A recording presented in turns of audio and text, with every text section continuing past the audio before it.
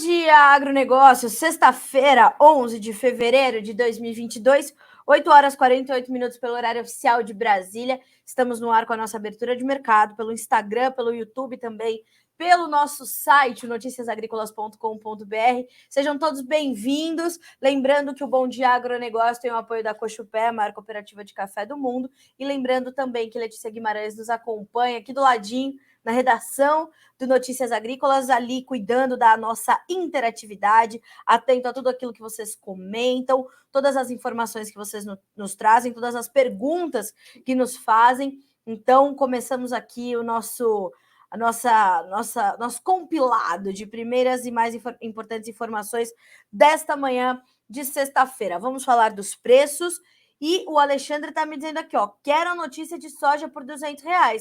Nos portos, posso adiantar para você, viu, Alexandre?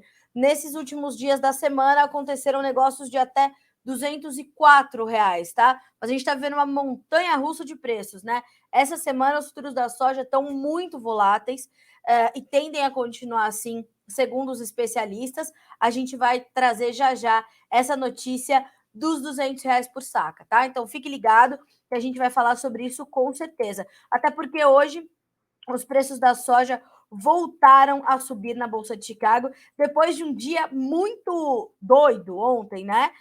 Tivemos ali movimentações que a gente não estava esperando, né? E a gente vai falar sobre isso, a gente vai trazer as explicações das baixas de ontem e por que o mercado volta a subir, portanto, nesta sexta-feira, tá? Então, tem informação nova, tem informação importante e tem informação que você vai precisar monitorar, né? Eu falo isso dia sim, o outro também. Por quê? Porque o mercado está numa fase de definições e essas definições vão impactar diretamente no seu dia a dia. O dólar está volátil, o prêmio da soja está recuando um pouquinho, então tudo isso faz parte para você, tá? Clima, vamos falar de laninha, tá? Não podemos desviar a atenção das questões climáticas, porque tem umas notícias aí que não são das melhores para o cenário climático e já a gente vai dividir com vocês. Antes de tudo, vamos fazer a nossa rodada de preços, ok? Vamos para as bolsas internacionais que já estão em funcionamento e aí a gente consegue trazer mais informações e desmembrar, portanto, os preços. Deixa eu só ver se eu consigo melhorar a minha internet aqui. Vamos tentar. Eu acho que eu consigo. Vamos lá. Bom, soja, milho e trigo sobem na Bolsa de Chicago, voltam a subir, portanto, nesta sexta-feira. O contrato primeiro da soja, que é o março, $15,83 por bushel, uma alta de 0,6%. O milho tem alta de 0,8%, valendo $6,46. O trigo, $7,76, alta de 0,7%, ok? Então, grãos em alta na Bolsa de Chicago. Café, açúcar, algodão, Nova York, soft commodities agora. O café continua a sua toada de alta, mas mais tímida nessa sexta-feira. O café tem $2,55 mais 68 por libra-peso, uma alta de 0,2%. O açúcar cai um pouquinho, 0,2% de baixa, com 1800 mais 27 por libra, e também se mantendo ali no patamar dos 1800 por libra-peso, que é bastante importante para este mercado agora, quando a gente fala de açúcar. O algodão também com pequenas altas, $1,25 mais 79 por libra. Nós temos aí, então, um mercado também bem próximo da estabilidade. O petróleo sobe. Hoje a alta no WTI, 1,01%, $90,78 por barril. Quando a gente olha para o Brent, a gente está falando de $92,17. O mercado recuperou esse patamar depois de testar algumas baixas aí nos últimos dias. E a alta agora no Brent, que lembrando é referência para o quadro global de oferta e demanda, é referência para a Petrobras, 0,84% de alta. O gás natural sobe, ouro, prata e cobre recuam. Prata perdendo 2,4%, cobre 2,02%. Então não é baixa pouca não, tá? As commodities metálicas hoje sentindo um pouco mais. Vamos também abrir os derivados de soja na Bolsa de Chicago, que nos indicam muito do mercado de grão, né? Grão de soja. E hoje as altas são semelhantes às que são registradas no grão. O óleo agora sobe 0,8% no primeiro contrato, que tem 65 cents e 1 por libra-peso. E o farelo de soja por tonelada curta no seu primeiro vencimento, $457,50. Nós temos aí 0,8% de alta, tá? Então, hoje, dia de alta para grãos, derivados de soja, café, algodão e petróleo. Recuam, então, o açúcar, e a gente tem que ter atenção a isso. Vamos dar uma olhadinha no suco de laranja? A gente fala pouco do suco de laranja, né? Mas temos que falar mais. Mercado em campo misto é um mercado diferente da gente avaliar, né? O mercado do suco de laranja. É um mercado mais fechado, mais bem definido. Então, apesar de apresentar volatilidade, e abrindo aqui, eu tô até um pouco surpresa aqui com as variações que a gente está vendo hoje na tela de Nova York. O contrato março, $1,39 mais 75 por libra peso, tem uma baixa de 2,5%. Já o maio sobe 4% para valer $1,42 mais 65, suco de laranja, você que está chegando agora, hein? O julho, $1,43 mais 20 por libra, 4,5% de alta. E o setembro, $1,42 mais 65 por libra peso, uma perda de 1,25%. Então, volátil e forte o mercado do suco de laranja hoje. Vamos entender por que isso está acontecendo, né? Estamos aí acompanhando. Vamos depois, nos próximos dias, te trazer quais são as sinalizações que temos aí para o mercado do suco de laranja. Bom, vamos concluir a nossa rodada de preços com o mercado asiático. Bolsa de Dalian, mercado futuro chinês e também a referência para o óleo de palma na Bolsa da Malásia. Olha só, óleo de palma, 1,06% de ganho, tá? Agora sim, Bolsa de Dalian. Alta para o farelo, recuo para o óleo de soja, milho em baixa, suíno vivo subindo 1,3% nessa sexta-feira. Lembrando que por lá as negociações já estão encerradas, então esses são os fechamentos do mercado lá em Dalian. Minério de ferro, alta de 1,7% nessa sexta-feira. Então, mercado futuro chinês com algumas altas, algumas baixas, mas enfim, acompanhando todo esse quadro e também acompanhando essa volatilidade. Essa foi uma semana importante para as commodities, né? Elas foram bastante. Vou falar sobre soja, o RFD Filho. Vou falar sobre soja com certeza. Pode segurar aí um pouquinho, que é o meu próximo assunto, tá? Só fazendo aqui uma rápida passagem ali, né, pela semana e por esse movimento das commodities, nós tivemos, então, uma semana interessante para as commodities. Foi uma semana de certa volatilidade, mas acabou que a gente viu o recuo do dólar, não só o dólar comercial, mas o dólar index, que é aquele índice dólar frente a uma série de commodities, recuando, dando espaço um pouquinho para que as commodities avançassem. Inclusive, separando aqui os comentários que eu gosto de dividir com vocês durante a manhã, né, no Bom Dia Agro, eu separei aqui o comentário da Agriinvest, né? Eles trazem as rápidas da manhã sobre o mercado financeiro. O sell-off das bolsas americanas continua, então os índices acionários estão recuando. Deixa eu até abrir aqui para ver como é que está essa situação.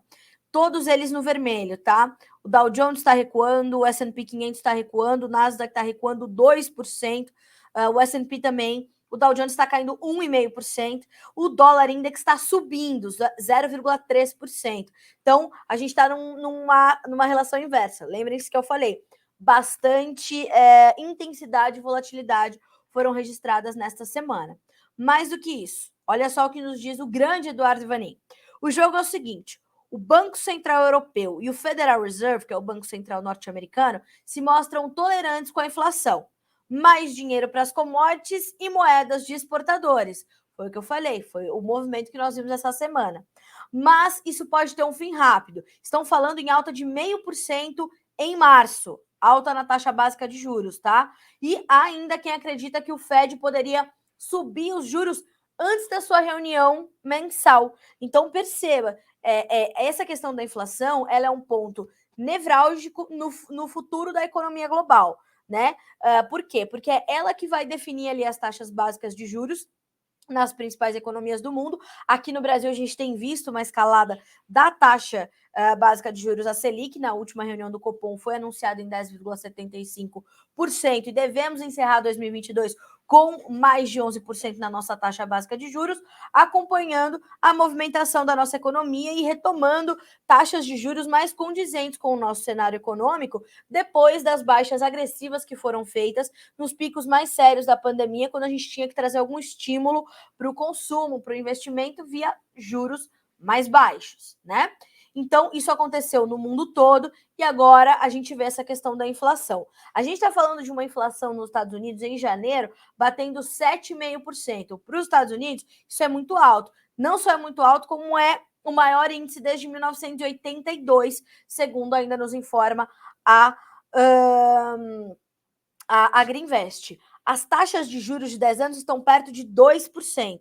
Então, como eu falei, o que vai acontecer com as taxas de juros vai nos ajudar a entender como é que a economia vai se comportar, tá? E como a economia vai se comportar impacta diretamente no andamento das commodities. Embora elas acompanhem o seu próprio fluxo e os seus próprios fundamentos, nós temos ainda é claro, né, que os especuladores, os fundos, os investimentos também olham para as commodities e eles vão olhar para as commodities como mais um mercado de derivativos, como mais uma alternativa para promover ali o fluxo monetário, que está muito forte nas commodities. Os fundos seguem muito comprados em soja, milho, trigo, farelo, né, óleo. Então, tudo isso. Isso impacta diretamente o andamento do petróleo, isso impacta diretamente o andamento do câmbio. Esse ano é um ano onde o câmbio deve seguir muito volátil aqui no Brasil.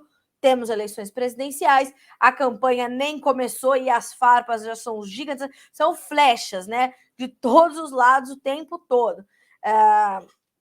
Então, temos que acompanhar todo esse cenário político-econômico e geopolítico. Não se esqueçam que Rússia e Ucrânia ainda não se acertaram.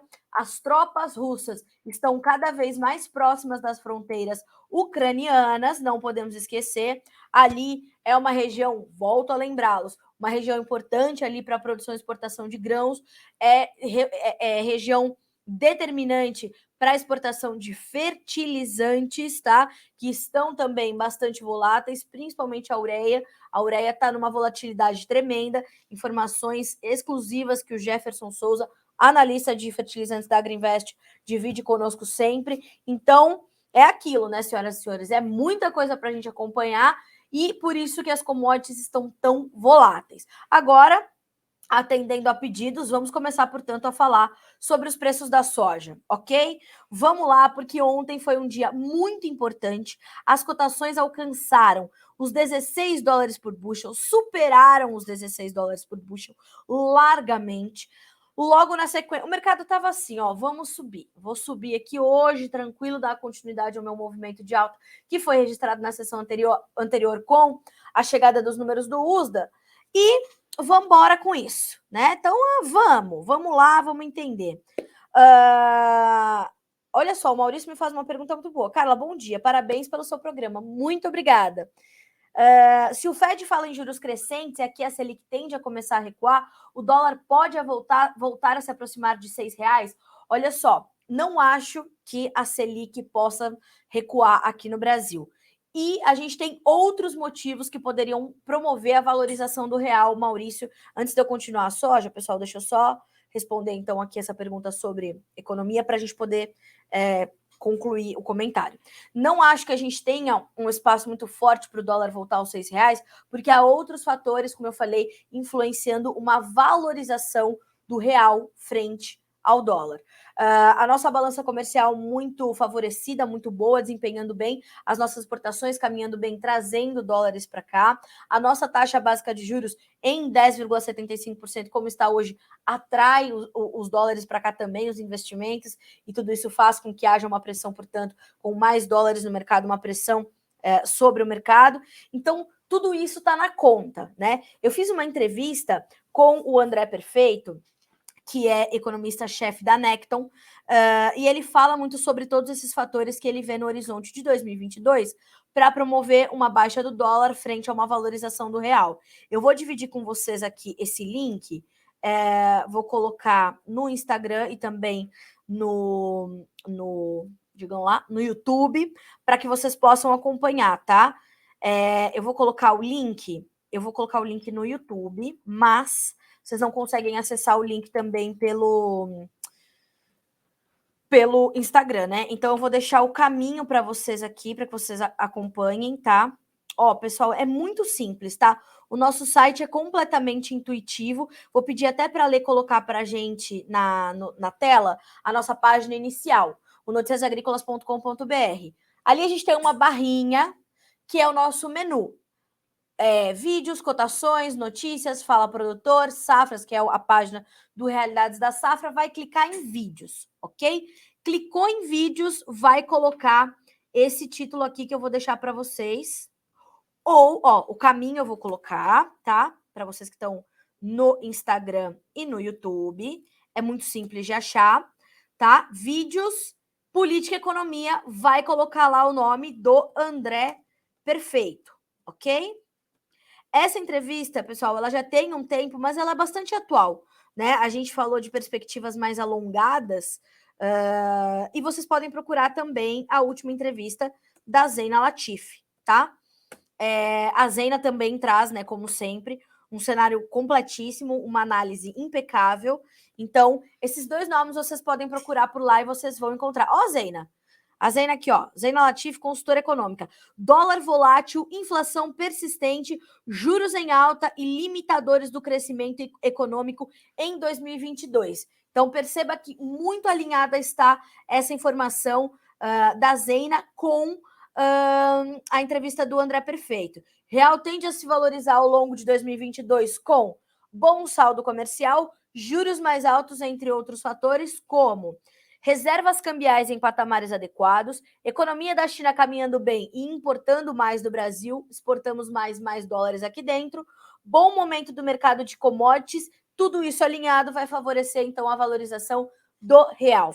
E, portanto, uma baixa do dólar, segundo os economistas, tá? Segundo os economistas. Por que eu falo isso? Porque esta jornalista que vos fala é apenas uma mensageira das notícias, né? Não sou analista de mercado. Aí o Jonathan diz o seguinte: com a alta das taxas de juros nos Estados Unidos, o dólar pode subir novamente? Olha, pode, né? Mas como eu falei, frente ao real, nós temos outros fatores que podem pesar mais e a gente vê o real acabar se valorizando frente à moeda americana, tá, Jonathan? Então, vamos ter que acompanhar. A tendência é de que ele continue muito volátil, até porque o cenário político aqui dentro esse ano é um caldeirão fervente, né? As eleições presidenciais serão muito disputadas, as eleições serão muito comentadas, deverão ser eleições bastante polêmicas e isso vai impactar no dólar, tá? Não se esqueçam que quando o ex-presidente Lula foi ali, né? Primeiro quando ele foi solto, depois quando o STF anulou algumas acusações, todo esse processo que ele vem fazendo, o dólar subia muito rapidamente, né? Mostrando que o mercado não está nada feliz com a possibilidade da volta do Partido dos Trabalhadores ao governo federal. Mas, né, vamos ter que acompanhar, entender como é que as coisas vão correr aí nesses próximos meses, que serão decisivos para o futuro do Brasil, para o futuro da nossa economia, pelo menos para os próximos 4 anos, né? Então, vamos acompanhar, tá? A Rosângela Silva Costa, amei sua live. Obrigada, Rosângela. Esteja sempre conosco. A gente está sempre por aqui, viu? 8h30, 8h40, a gente está pintando aqui no Instagram, no YouTube, para trazer para vocês boas notícias, informações, tudo aquilo que é importante vocês acompanharem, tá? Seu Ildefonso, o senhor está conosco, né? Seu Ildefonso Alzec, lá de Doutor Camargo, no Paraná. Bom dia. Precisando plantar milho, mas a previsão de chuva nos próximos dias já não faz não pararmos, os próximos dias já faz não pararmos o plantio com medo de não germinar. Mas de novo, hein, seu Ildefonso?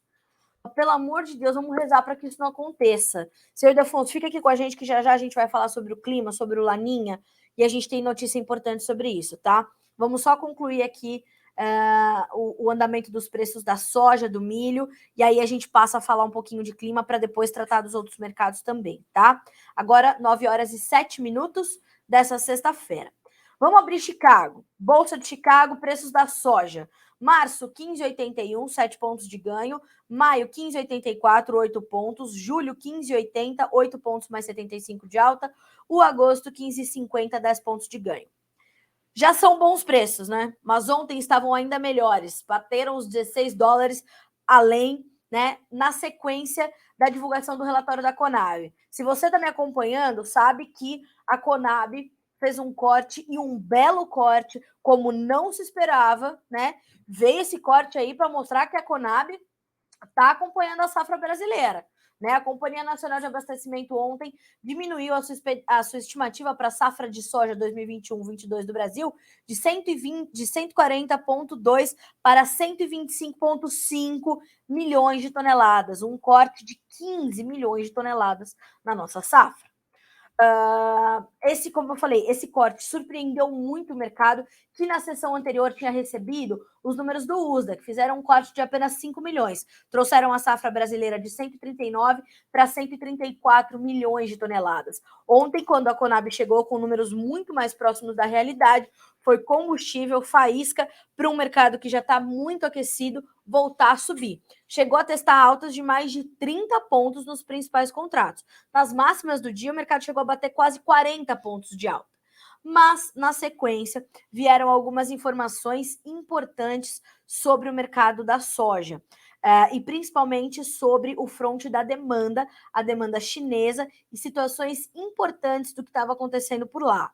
Eu vou dizer para vocês exatamente o que aconteceu. O mercado começou a cair ligeiramente, coisa de 2 pontos, 3 pontos. Foi intensificando, começou a perder mais de 10 pontos. Foi intensificando ainda mais e chegou a perder quase 20 pontos nos principais contratos e fechou o dia com altas perto disso, diante de algumas informações, alguns rumores de que as processadoras chinesas estariam revendendo navios de soja brasileira no destino, né?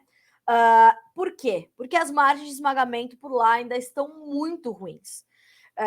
Então, segundo a apuração da Agriinvest, num primeiro momento, nós tivemos aí essa informação.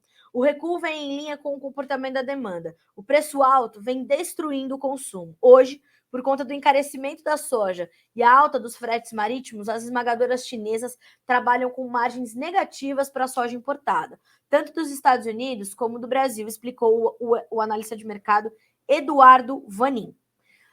No fechamento de mercado, nós fomos além e fomos conversar com o Vitor Martins, Risk Manager da Redpoint Global Markets. Letícia, por favor, divide conosco essa informação sobre o fechamento do mercado de ontem, que daí a gente vai conseguir trazer aí essa situação que eu estou descrevendo por aqui, que é essa situação da China revendendo aí a soja, né? O Vitor Martins esteve conosco, né, ontem, que é da Redpoint Global Markets, explicando essa situação sobre os chineses se abastecerem nos Estados Unidos com o cancelamento de compras do Brasil. Então, há esses rumores de que a China estaria cancelando algumas compras aqui, outros rumores de que a China estaria vendendo soja por lá, revendendo a soja brasileira, justamente porque, no ponto de vista comercial, é muito bom. Então, o Vitor explicou em detalhes como isso aconteceu.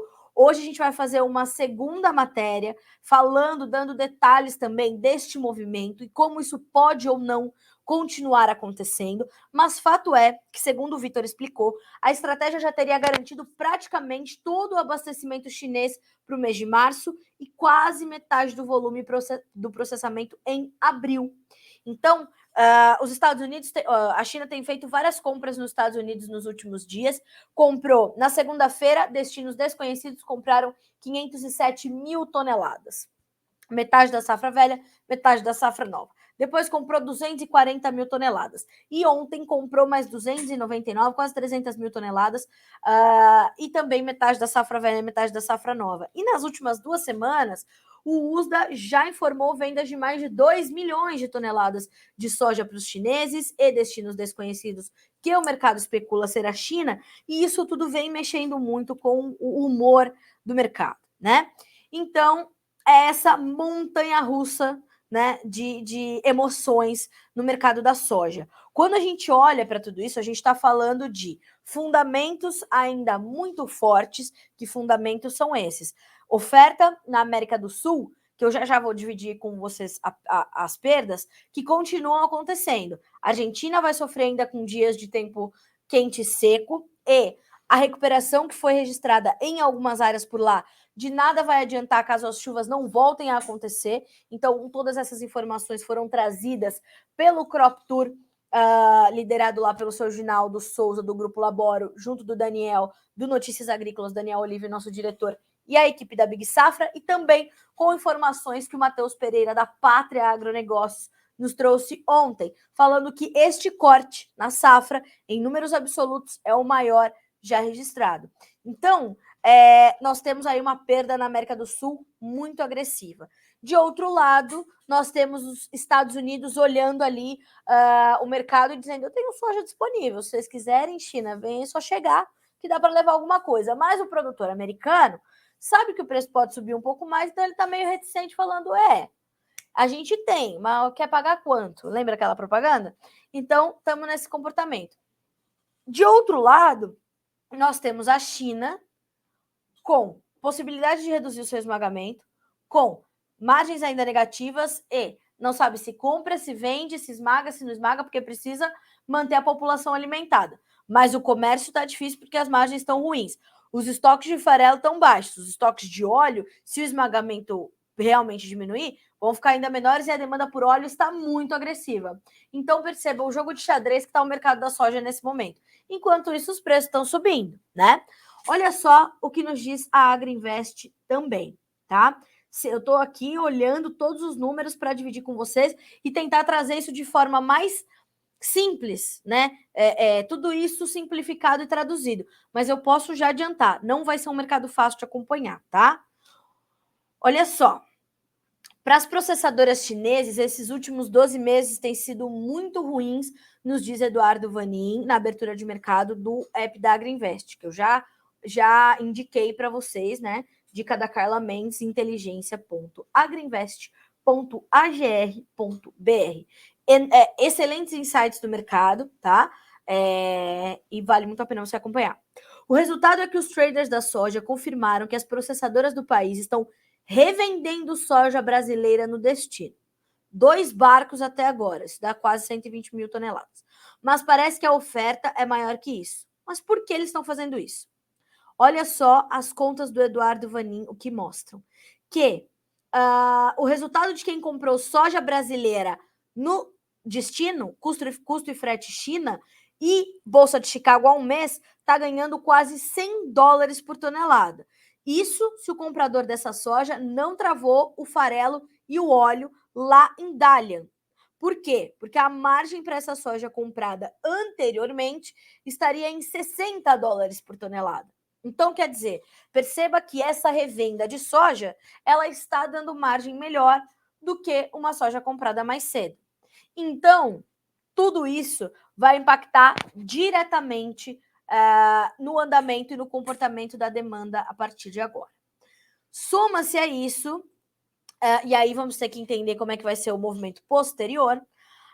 Há 3 dias, os prêmios brasileiros da soja vêm recuando. Por quê? Porque os preços em Chicago estão subindo, a demanda está um pouco estrangulada, então o prêmio está caindo um pouquinho. Fora que tem sido difícil originar essa soja, fora que o produtor está com um interesse de venda muito contido, então os prêmios caíram por 3 semanas. Diante disso, a nossa soja passa a ser mais competitiva em relação à americana para os importadores. Será que isso vai se refletir em vendas aqui para nós? Será que nós vamos voltar a vender um pouco mais? Mas o produtor vai querer avançar um pouco mais com as vendas sem saber quanto efetivamente vai colher? Então, tudo isso está em aberto, né? O mercado da soja tem fundamentos muito positivos, mas tem essas especulações que podem causar algumas baixas pontuais, como foi o caso de ontem, e é isso que a gente vai ter que acompanhar. Mas não é só isso. Este é o mês em que chega o Fórum do USDA, que vai trazer as primeiras projeções para a safra 22-23 dos Estados Unidos lá no finalzinho do mês, 24 e 25 de fevereiro. Até lá, a gente vai ver a América do Sul dominar as atenções do mercado, mas começando os traders a virar um pouquinho a sua bússola para a nova temporada norte-americana, ok? Aqui para o Brasil, tudo isso se resume em quê? Se resume em preços ainda muito elevados. Como eu falei, durante a semana, nós chegamos a testar preços acima dos R$200 por saca nos portos brasileiros. A gente está falando de até R$204 de referência e alguns negócios que foram ali fechados, mas também pontuais. O mercado FOB do Sul também ofertando mais de R$200. Essa disputa entre a demanda interna e a exportação que continua, que se intensifica e que vai também ajudar a ditar o rumo dos nossos preços. Para os analistas de mercado, consultorias privadas, o Brasil deve exportar menos soja esse ano para atender parte dessas exportações e também a nossa demanda interna. Né? Algumas contas ali já apontam menos de 80 milhões de toneladas. Será que é isso? Será que a gente vai ter que importar soja? O Carlos Cogo fez essa conta aqui no Notícias Agrícolas. Não só o nosso preço tem espaço para continuar subindo, né? Como se a gente tiver que importar soja, aí, senhoras e senhores, vai ser um Deus nos acuda. Então, tudo isso está disponível aqui para vocês no Notícias Agrícolas, tá bom? Vou pedir para a Letícia colocar no ar a abertura de mercado de hoje, tá? Nós estávamos com mais de 10 pontos de alta, nesse momento de 8,5 a 9,5 nos principais contratos, e isso está explicadinho aí na abertura de mercado que vai aparecer na tela de vocês a partir de agora, tá? Essa é a abertura do mercado da soja. Tem o link para o fechamento de ontem com a entrevista do Vitor Martins, e eu vou colocar aqui, ó, menu vídeos soja, tá? Deixa eu colocar aqui, ó. E vou colocar os últimos nomes que eu acabei de citar para que vocês ouçam essas entrevistas, tá? Ó, menu vídeos soja, vai ouvir a entrevista do Carlos Cogo e também do Vitor Martins, tá? Esses dois são bastante importantes. Vou deixar para vocês que estão nos acompanhando pelo YouTube também, ó. Menu vídeos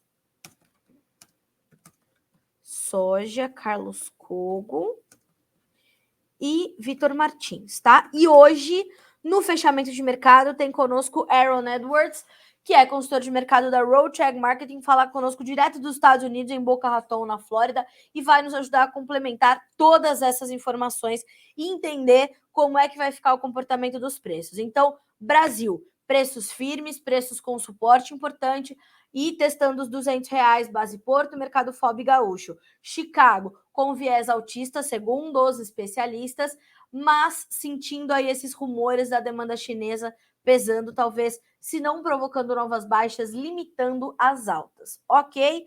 Ótimo. Vamos dar uma rápida passadinha no mercado de milho, porque já já eu troco de estúdio para falar com vocês sobre a safra de grãos do Goiás, porque tem um excesso de chuva por lá, comprometendo o andamento da colheita, tá? Então, vamos passar aqui, ó, milho Chicago. Altas de 4,5 a 5 pontos. O março tem $6,46. O maio, 6,45. O julho, 6,39. O setembro, $6,01. Essas altas, elas são muito puxadas pelo mercado da soja do que efetivamente por fundamentos do milho, tá? O mercado está mais tranquilo agora, está observando todo esse comportamento da demanda da safra brasileira.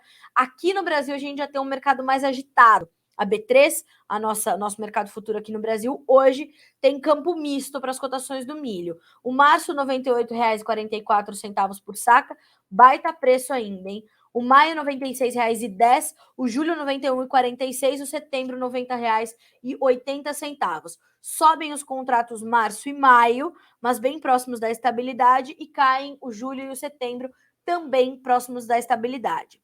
Vou passar para o mercado, antes de passar para o mercado do boi, vou passar para o mercado, só rapidamente sobre o mercado de milho, um mercado com pouquíssima liquidez agora, ou seja, novos negócios são difíceis de serem efetivados, vendedores e compradores retraídos, atenção à conclusão da safra de verão e foco na safra na segunda safra. Ontem até falei safrinha e o seu Antônio Galvão, presidente da ProSoja Brasil, falou: Carlinha, é uma safrona, não podemos mais falar safrinha. Então, combinado. Então, pessoal, vou pedir para a Letícia colocar agora na tela a informação do Laninha, que é isso sim que vai te ajudar a entender um pouco mais de como é que vai acontecer a safrinha, condições climáticas, e a notícia não é das melhores, tá? Então, vou pedir para ler, dividir conosco essa informação. Laninha, 2 pontos. NOAA informa que transição para a fase neutra pode ser mais lenta e Metsul alerta para risco de frio mais cedo no milho safrinha. Eles ainda não batem o martelo sobre geadas, vai ter geada, mas o frio mais intenso vai chegar talvez um pouquinho mais cedo. O Laninha está mostrando essa dificuldade de ceder a sua intensidade, né? Então, olha só o que nos diz a Metsul e o NOAA, que é uma espécie de match para os Estados Unidos, né? Vamos lá, deixa eu abrir aqui para dividir com vocês essa informação sobre o Laninha, que é bastante importante, tá? Em atualização divulgada ontem, quinta-feira, o NOAA apontou 77% de chances do Laninha entre março e maio de 2022.